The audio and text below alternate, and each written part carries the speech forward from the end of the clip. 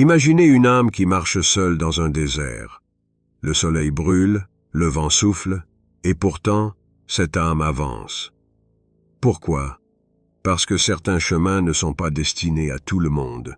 Ils sont réservés aux élus, à ceux qui ont été choisis pour traverser les épreuves les plus difficiles. Les élus sont ceux qu'Allah teste avec intensité, car il a choisi leur cœur pour une mission plus grande. Est-ce que les gens pensent qu'on les laissera dire « Nous croyons » sans les éprouver? Coran 29, 2. Pourquoi êtes-vous si souvent éprouvés? Et si ces tests étaient la preuve qu'Allah vous a choisi pour une élévation? 1. La solitude profonde. Imaginez un jeune garçon aux yeux pleins de rêves, un sourire doux et un cœur pur. Son nom est Youssouf. Aimé par son père, il était la lumière de sa maison. Mais parfois, ceux qui sont les plus aimés deviennent les plus enviés. La jalousie, cette émotion brûlante, silencieuse, qui pousse même les cœurs les plus proches à trahir.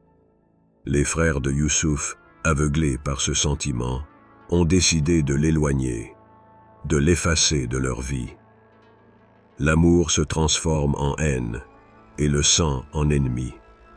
Ils l'ont emmené dans un lieu éloigné, où personne ne pouvait entendre son cri. Là, au bord d'un puits, ils ont arraché ses rêves et l'ont laissé tomber dans l'obscurité la plus totale. Youssouf était seul. L'écho de sa voix rebondissait sur les parois de pierre. Il n'y avait ni main pour le secourir, ni voix pour le consoler. Seulement le silence. Un silence qui semblait éternel. Dans ce moment, qu'auriez-vous fait? Auriez-vous crié jusqu'à perdre la voix? Auriez-vous supplié Allah de mettre fin à cette épreuve? Mais Youssouf, dans ce puits glacé et sombre, a trouvé la plus grande des présences, celle d'Allah.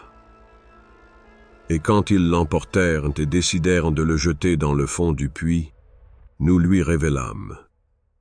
Tu les informeras sûrement de cette affaire sans qu'ils s'en rendent compte. Coran 12-15. Même dans l'abîme, Allah avait un plan pour lui. Quand il a levé les yeux vers ce minuscule cercle de lumière au-dessus de lui, Youssouf ne voyait pas simplement une sortie. Il voyait une promesse qu'Allah ne l'avait pas abandonnée. La solitude n'était qu'une étape, un test pour purifier son âme et renforcer sa foi. Et vous, êtes-vous déjà tombé dans un puits? Pas un puits de pierre, mais un puits de solitude. Ce moment où personne ne vous comprend, où même vos proches se détournent de vous, où l'obscurité semble avaler votre cœur. C'est dans ces instants que le vrai croyant réalise qu'il n'est pas seul. La solitude n'est pas un abandon.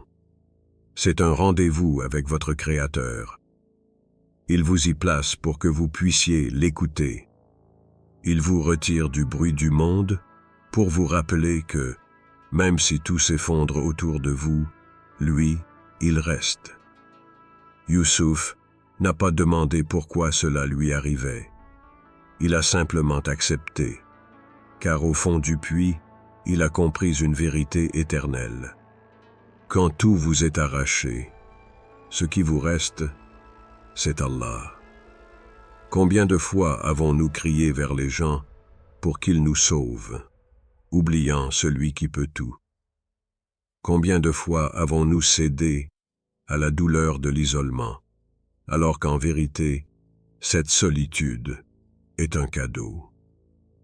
Allah dit dans le Coran, « Et rappelle-toi de ton Seigneur, quand tu oublies, et dis, « Il se peut que mon Seigneur me guide vers ce qui est plus proche de la droiture. » Coran 18-24. Chaque épreuve a une sagesse.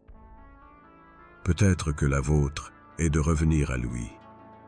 Peut-être que c'est dans cette solitude que votre cœur trouvera la lumière. Imaginez Youssouf, seul dans le silence, mais son cœur vibrant d'une foi plus grande que la peur. C'est cette foi qui l'a porté vers le destin qu'Allah avait écrit pour lui. Des années plus tard, il s'est levé en tant que leader, honoré et aimé, car il avait enduré le test. Vous aussi, votre solitude n'est pas vaine. Chaque larme que vous versez, chaque prière que vous murmurez dans l'obscurité, Allah l'entend. Peut-être que ce puits dans lequel vous vous trouvez aujourd'hui est l'épreuve qui vous élèvera demain. Alors, dans ce moment de solitude, que ferez-vous? Allez-vous vous effondrer ou choisirez-vous, comme Youssouf, de vous accrocher à Allah? Rappelez-vous, dans le puits le plus sombre, Allah est votre lumière. La solitude vous apprend que personne ne peut vous accompagner pleinement si ce n'est Allah. Les gens vous abandonneront, mais lui, jamais. Avez-vous déjà senti que votre solitude était un appel d'Allah pour vous rapprocher de lui? Le rejet des proches. Les élus, ceux qu'Allah a choisis, portent souvent un poids que peu peuvent comprendre. Être élu ne signifie pas être accepté, honoré ou aimé par ceux qui vous entourent. Bien au contraire. Les élus sont souvent rejetés par ceux-là même qui auraient dû les soutenir. Ils sont incompris, ridiculisés et parfois même détestés. Pensez au prophète Muhammad, paix et bénédiction soient sur lui, le plus noble des hommes, le plus véridique et le plus aimant. Il est venu avec un message pur, un message de lumière pour un peuple plongé dans l'obscurité. Et pourtant, sa propre tribu, les Quraysh, l'a renié. Celui qui vous a vu grandir, celui à qui vous avez souri dans votre enfance, celui qui vous a tendu la main dans vos moments de faiblesse, se retourne contre vous. Pas par ignorance, mais par orgueil. Car la vérité que vous portez est trop lourde à accepter.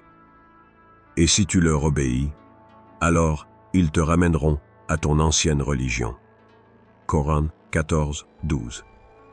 Ces paroles résonnent comme un avertissement pour nous tous. Combien de fois ceux qui portent un message divin sont-ils tentés de revenir en arrière? Par peur du rejet, par désir d'être aimés. Mais le chemin des élus est différent. Il y a une sagesse dans le rejet. Car Allah n'éloigne jamais un croyant sans raison. Le rejet est une purification, une séparation entre ce qui est impur et ce qui est pur, entre ceux qui vous aiment sincèrement et ceux qui ne font que prétendre. Quand le prophète Muhammad, paix soit sur lui, a été chassé, humilié et rejeté par sa tribu, il aurait pu abandonner. Mais au lieu de cela, il s'est tourné vers Allah. Dans la douleur du rejet, il a trouvé la douceur de la proximité divine. Vous aussi, avez-vous déjà ressenti cette douleur? Quand vos proches ne vous comprennent pas, quand vos amis s'éloignent, quand même votre famille vous tourne le dos. Vous vous demandez peut-être, pourquoi moi? Mais savez-vous que ce rejet est un signe? Un signe qu'Allah vous prépare pour quelque chose de plus grand, car il ne choisit que ceux qui ont un cœur assez fort pour endurer cette épreuve. Chaque élu porte une vérité qui dérange, une lumière qui expose les ténèbres, et c'est pour cela que vous serez rejetés, non pas parce que vous avez tort, mais parce que votre vérité met les autres face à leurs propres contradictions. C'est ce que le prophète Muhammad, paix et bénédiction soient sur lui, a vécu. Les Quraysh voyaient en lui un miroir de leur propre égarement. Au lieu de se corriger, ils ont décidé de briser le miroir. Mais pouvez-vous vraiment éteindre la lumière d'Allah? Ils veulent éteindre la lumière d'Allah avec leur bouche, mais Allah parachèvera sa lumière, même si les mécréants détestent cela. Coran 61, 8. Cette lumière, c'est vous. C'est le message que vous portez, et c'est pourquoi vous dérangez. Mais au lieu de vous attrister, réjouissez-vous. Car Allah est avec vous, comme il était avec le prophète Muhammad. Paix et bénédiction soient sur lui. Le rejet n'est pas la fin, c'est le début. Chaque prophète, chaque élu, chaque serviteur sincère d'Allah a dû traverser cette épreuve. Ibrahim, paix sur lui, a été jeté dans le feu. Moussa, paix sur lui, a été rejeté par son peuple. Et Muhammad, paix sur lui, a été chassé de sa propre maison. Mais qu'ont-ils tous en commun? Ils n'ont jamais abandonné. Car ils savaient que leur valeur ne dépendait pas de l'acceptation des gens, mais de la proximité d'Allah. Et vous, où placez-vous votre valeur? Vous cherchez peut-être leur amour, leur validation, leur reconnaissance. Mais Allah vous dit, Allah est suffisant comme soutien, et il est le meilleur des protecteurs. Coran 4,45. Les élus n'ont pas besoin des applaudissements du monde. Leur cœur bat au rythme des promesses d'Allah. Leur chemin est solitaire, mais il est béni. Car chaque rejet, chaque moquerie et chaque humiliation est une élévation. Imaginez-vous debout devant votre Seigneur le jour du jugement. Les larmes que vous avez versées, les douleurs que vous avez endurées, tout sera transformé en lumière. Et à ce moment-là, vous réaliserez que chaque rejet en valait la peine. Alors, la prochaine fois qu'ils vous rejettent, souriez. Car ils ne voient pas ce qu'Allah voit en vous. Ils ne savent pas que vous êtes un élu. Et vous, choisirez-vous d'endurer comme l'ont fait les prophètes? Ou reviendrez-vous à ce qu'ils attendent de vous? Allah est avec vous, toujours. Le rejet est un test pour purifier votre intention. Si vous êtes rejeté par les gens, c'est peut-être parce qu'Allah veut que vous ne dépendiez que de lui. Lorsque les habitants de Taïf ont rejeté le prophète Muhammad, paix sur lui, il a levé ses mains et a invoqué. Ô Allah, je te confie ma faiblesse. Si tu n'es pas en colère contre moi, alors je ne crains rien. Et si chaque rejet était une redirection vers une relation plus intime avec votre Seigneur. 3. La pauvreté matérielle. Il est facile de croire qu'Allah vous a oublié lorsque les moyens matériels manquent.